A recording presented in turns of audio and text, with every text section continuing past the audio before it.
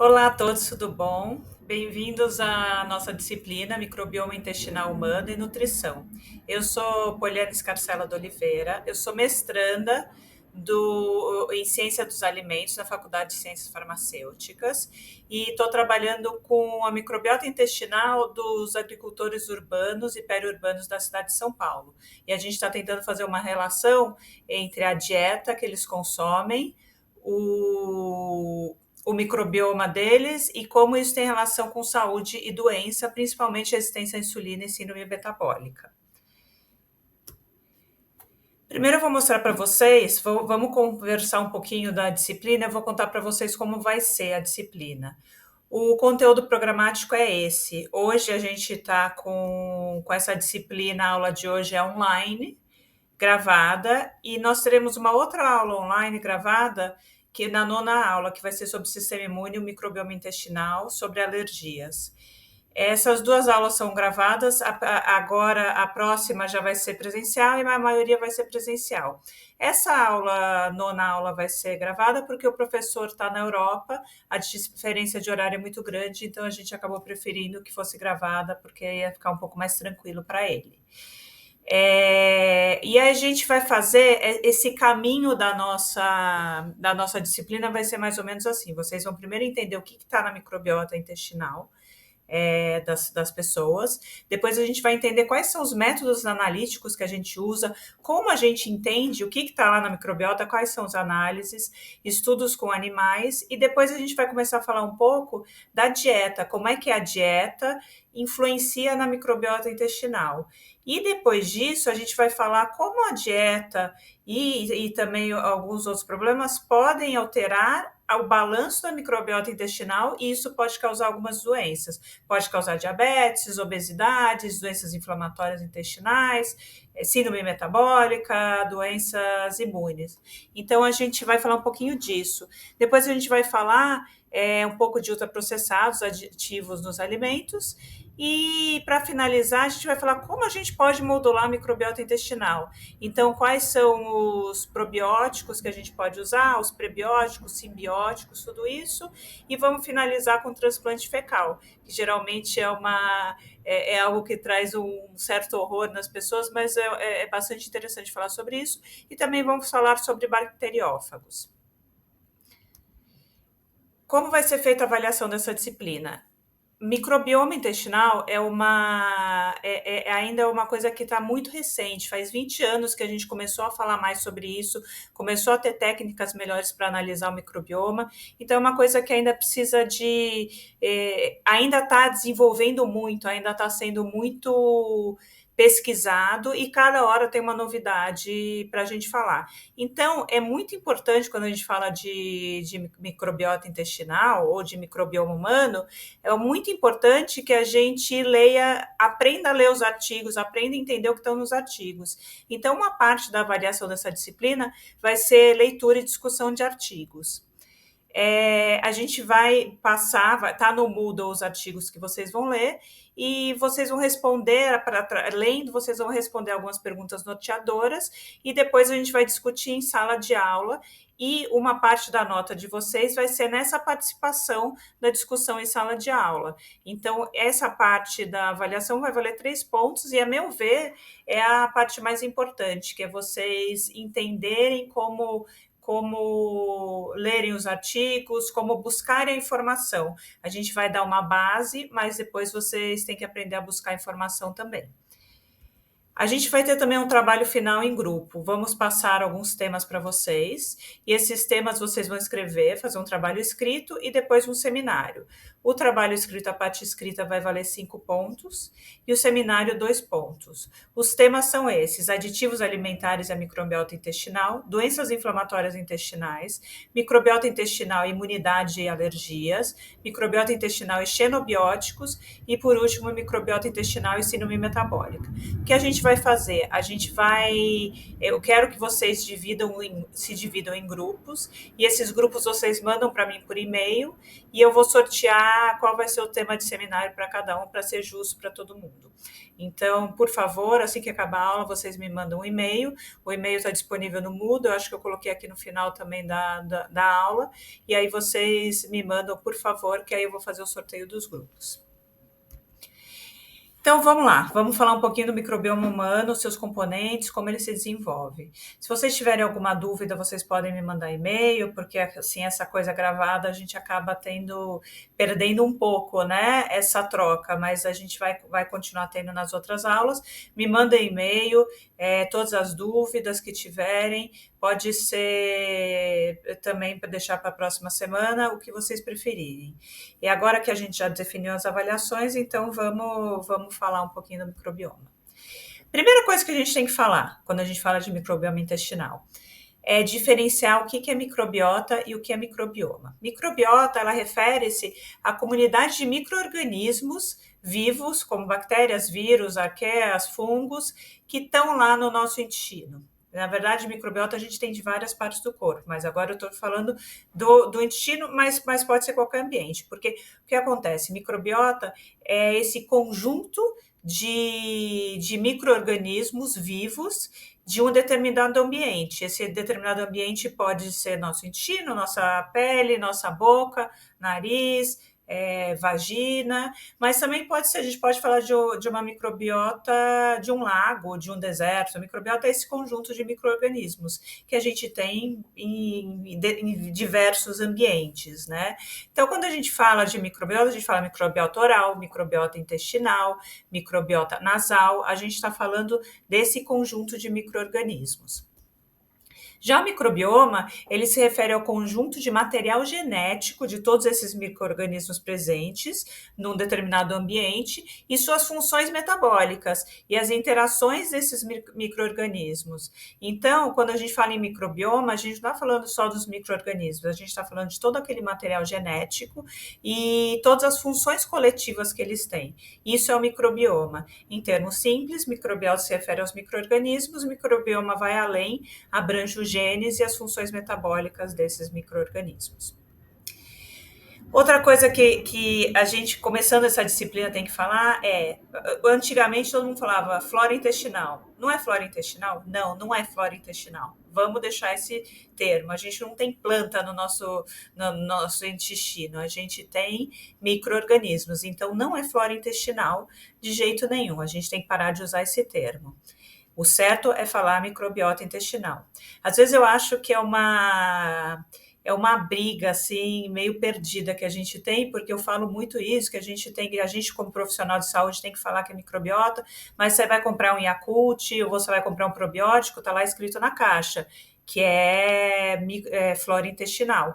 Então, assim, é uma luta que a gente como profissional de saúde, a gente tem a obrigação de ensinar as pessoas também os termos certos para falar. E a gente trabalha com uma expansão do termo do ser humano. Nós, ser humanos, somos meta-organismos, superorganismos, holobiontes, ou seja, a gente não é só as nossas células genéticas, a gente não vive sem nossos micro-organismos. Então, a gente é composto de 10 trilhões de células humanas, que são aquelas células que a gente nasce, a gente sai lá do útero da nossa mãe, sem nenhum contato com micro-organismos e com 10 trilhões de células humanas. A partir do momento que a gente nasce, a gente começa a adquirir no nosso corpo essas células microbianas, e são 100 trilhões de células microbianas para 10 trilhões de células humanas. Então, a gente é esse superorganismo que é composto por esses micro-organismos mesmos. E a gente interage, a gente coexiste com esses micro-organismos de maneira simbiótica, formando uma unidade biológica funcional. O termo hologenoma enquadra, então, o genoma humano com o genoma das bactérias. E a interação dos micro-organismos é essencial para a gente, porque ele desempenha papéis fundamentais, como a nossa digestão, proteção de patógenos, modulação do sistema sistema imune, resistência a doenças, metabolização de medicamentos e pode até afetar nosso comportamento. Então, esses micro-organismos, esses nossos inquilinos, eles são muito importantes. E o que eles ganham, né, de estar aqui com a gente? Eles ganham um ambiente estável e nutrientes, né? Então, a gente está aqui alimentando esses nossos inquilinos, né? Então, somos, acima de tudo, um sistema ecológico onde tem uma transferência de energia. E a energia desse meta-organismo vem do que a gente se alimenta, vem da nossa alimentação. Quando a gente fala de genoma inato e genoma adaptativo, o que significa genoma inato é o que eu falei, são esses 10 trilhões de células humanas que a gente nasce, que vem desde lá antes do parto. Depois do parto, a gente começa a receber também os micro-organismos e o genoma deles. Então, a gente é esse conjunto do genoma inato e do genoma adaptativo. Esse gráfico que eu estou mostrando é um gráfico que vocês vão ver muito durante a nossa disciplina. É um gráfico de componentes principais em que cada pontinho é uma amostra que foi coletada. O que esse estudo fez? Esse estudo, o Human Microbiome Project Consortium, eles pegaram amostras da microbiota da pele, do nariz, da boca, urogenital e gastrointestinal de 250 pessoas saudáveis, de uma população ocidental. E eles analisaram as amostras e colocaram no gráfico. E vocês vão observar que as amostras das mesmas regiões, elas se agrupam.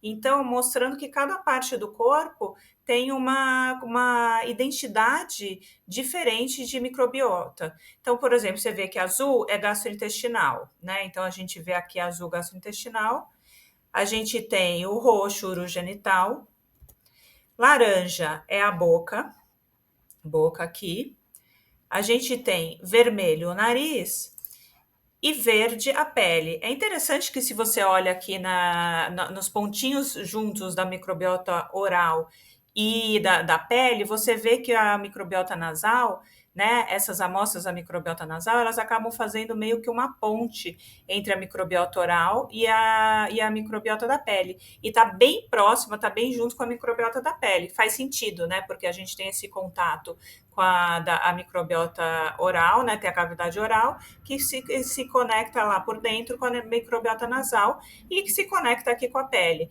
Então, faz bastante sentido que tenha essa ponte e que eles estejam mais próximos mesmo. E aí você olha aqui, a microbiota gastrointestinal, ela está bem mais distante do resto, né?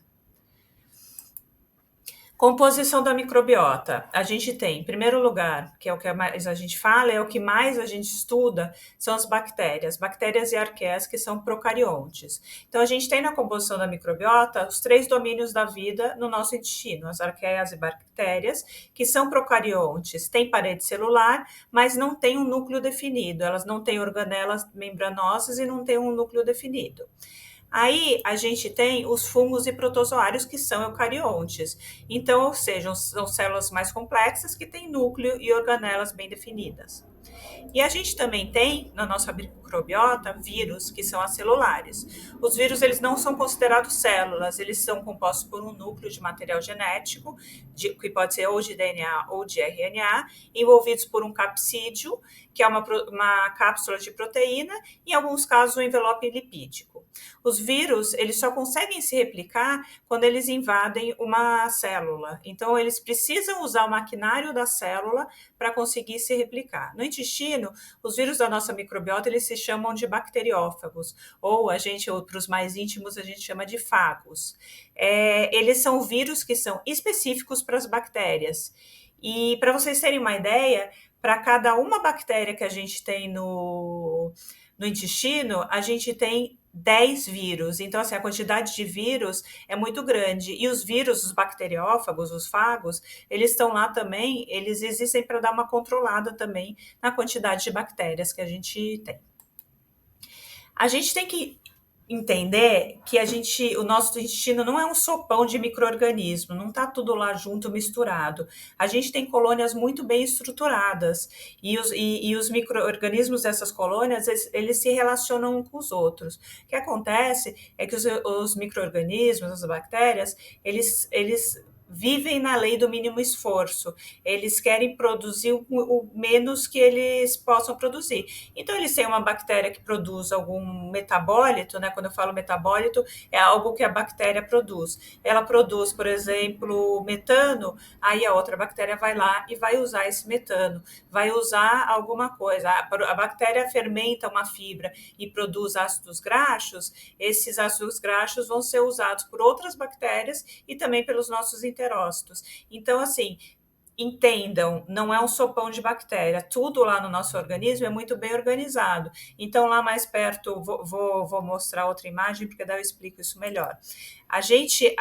Nada pode aderir na parede do intestino. Então, se você olhar aqui os enterócitos, tem uma camada de muco antes das bactérias chegarem. E a gente tem bactérias, sim, que colonizam o muco, mas elas não encostam nos enterócitos, elas não podem ter contato com os enterócitos. Então, aqui a gente vê que tem o lúmen do intestino, aí a gente tem aqui o muco, né? As bactérias estão aqui, não devem chegar perto dos enterócitos. Se chegam perto dos enterócitos, é porque é alguma patologia, algum problema de saúde. Pode ser uma inflamação intestinal, que vai fazer com que haja uma perda do muco, e isso acaba fazendo com que as bactérias tenham contato, mas isso não é para acontecer.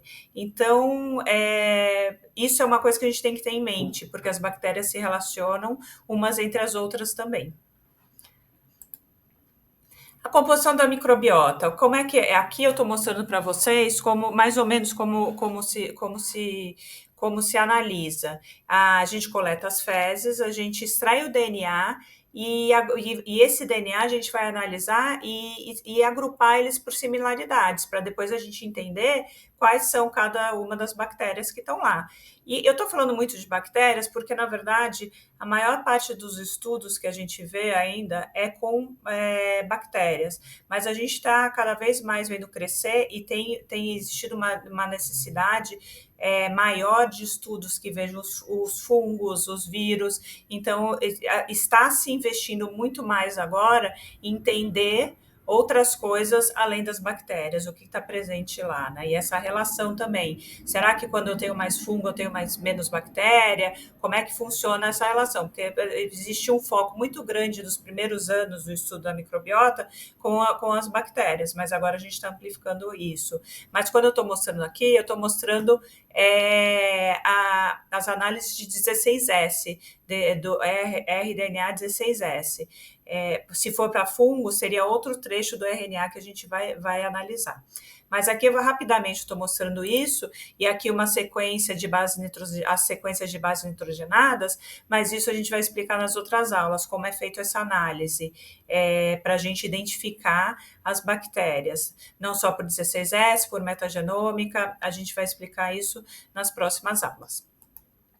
O que influencia a microbiota intestinal? A gente tem inflamação, ambiente, antibiótico, fenótipo, genótipo, tudo isso influencia. E a dieta? E a dieta para a gente é o mais importante que a gente vai estudar nessa disciplina. Lógico que antibiótico muda muito a microbiota, o ambiente, se é mais sanitizado ou não, mais limpo ou não, mais poluído ou não, tudo isso, inflamação também, tudo isso influencia muito a nossa microbiota. Mas para essa disciplina, a gente está focando bastante na dieta, né? E como a dieta é importante para modular quem está lá. Porque, assim, o que a gente usa para alimentar os nossos inquilinos vai determinar quem está morando lá, né? Então, isso é muito importante para a gente.